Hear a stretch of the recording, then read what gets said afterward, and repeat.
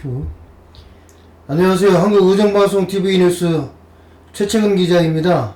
네, 반갑습니다. 21대 총선이 뜨거운 이슈로 달아오르고 있습니다. 보수 대통합을 어떻게 전망하고 계시는지 말씀해 주시기 바랍니다. 21대 총선과 관련해서 보수 대통합이 한참 논의되고 있습니다. 결론부터 말씀드리면 저는 보수 대통합은 제대로 되지 않을 것이다 이렇게 봅니다. 왜 그러냐면 그 이유는 첫째, 우리 공화당과 새로운 보수당과의 탄핵에 대한 입장 차이가 너무 크다. 그런데 여기에 더해서 자유한국당의 대표인 황교안 대표가 결국은 그것을 조율할 수 있는 정치적인 역량이 좀 부족할 것이다. 그래서 두 세력 간을 잘 포섭해서 잡음을 최소화해야 되는데 그것이 어려움에 봉착할 것이다 이렇게 봅니다. 둘째는 설사 통합이 되더라도 그 주요 이해관계자들을 만족시킬 수 있는 공천룰을 제대로 마련해야 되는데 그러한 모습이 보이지 않는다.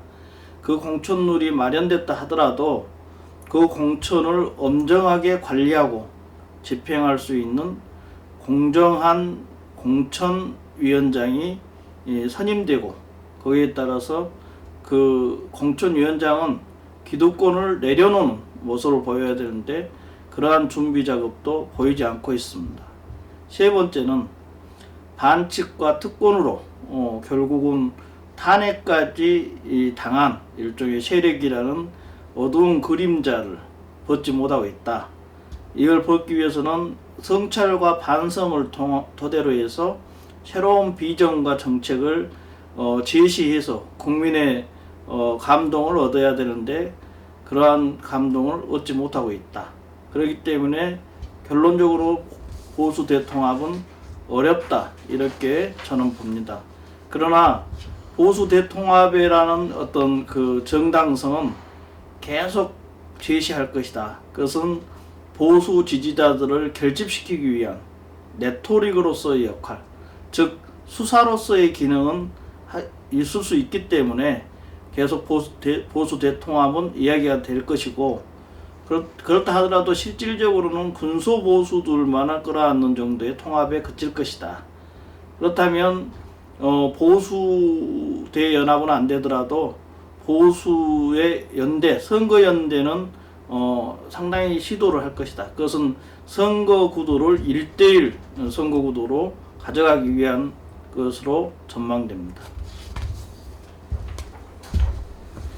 예, 중도 대통합이 이루어져야 한다고 말하는데 어떻게 전망하고 계시는지 말씀해 주시기 바랍니다. 예, 또 중도 대통합에 대한 이야기도 요즘에 나오고 있는데요. 2016년에 20대 총선에 대해서 우리는 복귀해 볼 필요가 있다. 그때 이제 중도 대통합이라는 명분으로 나섰던 정당이 국민의당인데 국민들은 거기에 26.74%로 응답을 해 주었습니다. 그래서 중도의 정치를 본격적으로 하려고 했는데 여기에는 여러 가지 난제가 있었어요. 헌정유린과 국정농단이라는 이제 사태가 발생하면서 이로 인해서 촛불 집회의 시기가 상당 기간 연장됐고 이어졌고 그로 인해서 박근혜 전 대통령의 탄핵으로 이어졌죠. 조기 대선을 이룰 수밖에 없었고 그런 과정에서 결국은 지역구도를 중심으로 한 강력한 양당 체제의 대결이 있었으면 그걸로 인해서 결국은 기득권 양당 체제로 회귀함으로써 중도가 지리멸렬하게 됐다. 여기에 대해서 이제 호남을 중심으로 한 세력들, 정치 세력들도 4분 5열 되었다. 결국은 현재 민주평화당과 대한신당 그리고 바른미래당의 호남계로 이렇게 분열됨으로 인해서 결국은 중도의 지지 기반이 상당히 약화되어 있다.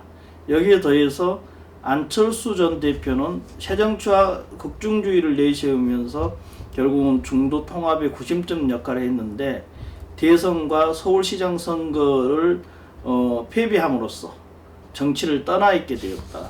최근에 이제 정치에 복귀한다는 선언을 했습니다만은 여러 주요 세력들이 할거하는 국면에 있기 때문에 중도를 통합할 수 있는 일종의 동력이 있겠느냐, 현실적으로 상당히 어렵다 이렇게 저는 봅니다. 그러나 현실적으로 가능한 그림을 한번 그려보면 바른미래당의 손학규 대표와 안철수 전 대표의 일종의 결합, 이 세력이 하나 있을 것이고, 다른 세력으로는 호남계를 중심으로 하는 재결집 세력이 자연스럽게 구성될 것이다. 그 과정에서 완전한 통합은 안 되더라도 선거 연대 방향으로 정리될 공산이 크다 이렇게 봅니다. 그럼으로써 그 중도 세력도 대통합은 어렵고 결국은 선거로서의 구도, 결국 1대1 구도를 중심으로 해서 진행될 것으로 전망합니다. 예. 21대 총선의 결과를 어떻게 전망하고 계시는지 밝혀주시기 바랍니다. 이렇게 보수대연합과 중도대연합이 상당히 어렵다면, 그렇다면 그 여권이 상당히 유리하지 않을까 이렇게 볼 수도 있지만, 여권도 제대로 된 이제 그 정치적인 어떤 헤게모니, 주도권을 갖고 있지 못하다 이렇게 봅니다. 그렇다면 여권 심판론으로서의 총선을 바라봐야 될 것이냐, 저는 그렇게 보지 않고 있습니다. 왜 그러냐면 지금 이제 반칙과 부패 이렇게 그 여러 가지 부조리로 이렇게 인식되어 있는 제1야당에 대한 심판론도 만만치 않기 때문입니다. 저는 그런 여러 가지 이제 이해관계를 떠나서 저는 다가오는 4.15 21대 총선은 미래와 과거의 대결 구도로 치루어졌으면 하는 바람입니다. 그 이유는 과거의 여러 가지 병폐들을 극복해야 되겠지만 우리가 여전히 과거로부터 가지고 왔던 미완의 과제들이 있다. 그렇다면 그 미완의 과제가 무엇이냐? 저는 이제 김대중 전 대통령의 실용과 평화의 정신, 그리고 두 번째는 안철수 현상이라고 우리가 얘기하는 결국 공정과 새정치의 정치, 그리고 또 촛불 집회에서 드러난 내가 나를 대표한다는 민주와 민생의 정신, 이런 부분들이 지금 현재 우리 시대가 풀어야 될 과제다. 이러한 그 과제를 안고 출발한 문재인 정권이 지난 집권 기간 동안에 보여준 모습은 상당히 실망스럽다.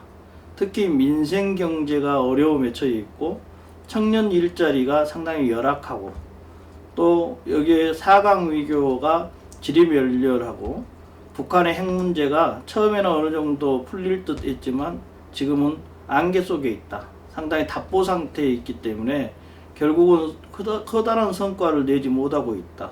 그렇다면 여전히 여권 심판론도 유효하다. 그러나 또 아까 얘기했듯이 제1야당의 자유한국당에 대한 심판도 만만치 않다. 최근 여론조사에 보면 제1야당 심판론이 여권 심판론보다 조금 더 우세하게 나온다. 이러한 맥락에서 봤을 때 우리는 이제 21대 총선이 결국은 미래를 담보할 수 있는 세력이 어느 세력이냐, 그것을 기준으로 해서 표를 던질 것이다 이렇게 봅니다.